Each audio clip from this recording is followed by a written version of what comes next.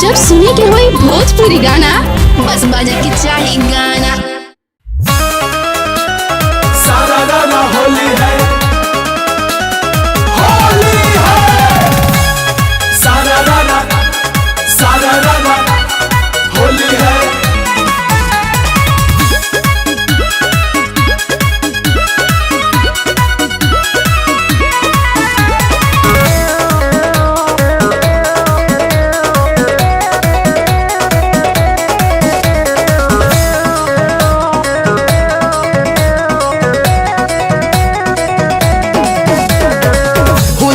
आइल बानी ससुरारी करतनी कहे जीजाजी बरियारी। जीजा में साली के हक होला आधा, जीजा में साली के हक होला आधा।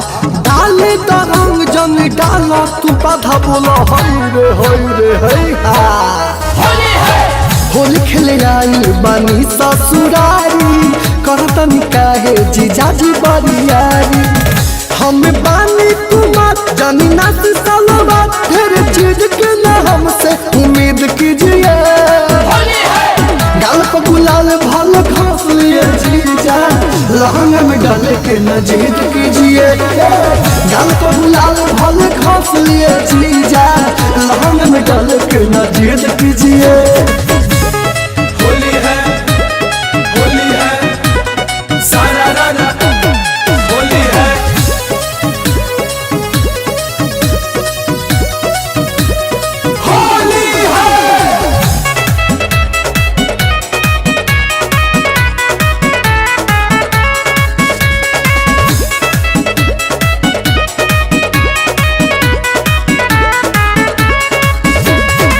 बात मन जीजा जानी कर छेड़ा खानी, चोली के न डोरी खोली भली पानी पानी। लेके गुलाल दे हम गाली में घास, लेके गुलाल दे हम गाली में घास।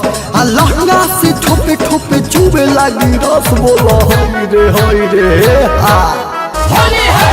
बात मन जीजा जानी कर छेड़ा खानी, चोली के न डोरी खोली भली पानी पानी। जानकारी हाथ बात तनी सीखी संस्कार, काम घर को जो होता है रीत सीखिए।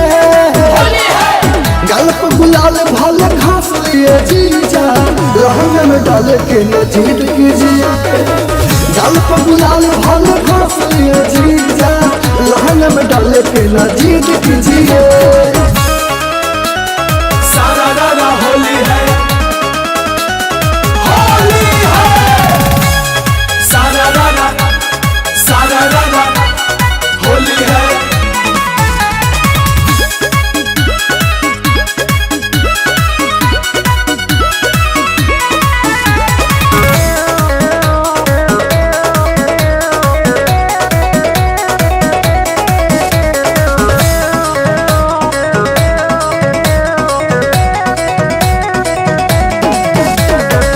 भगवा में फाड़ देनी चाइनीज चोली, राहुल हो चलो ऐसे खेली ना होली। होली में आइल बानी ससुराल, होली में आइल बानी ससुराल। आ रंग दे हम तोहर की अगला दुआर बोलो हई रे हई।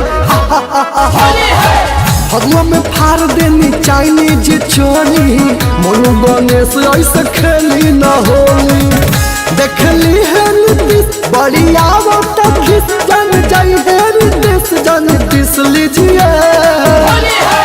गाल पर गुलाल भल घास लिए जीजा, लहंगा में डाले के न जीत कीजिए। गाल पर गुलाल भल घास लिए जीजा, लहंगा में डाले के न जीत कीजिए। ऐसे काहे कर रहे हैं? जीजा में साली के हक होला आधा, डाले तो रंग जन डाला तू बाधा बोला हई रे हई हा। गाल पर गुलाल भल घास लिए जीजा, लहंगा में डाले के न जीत कीजिए।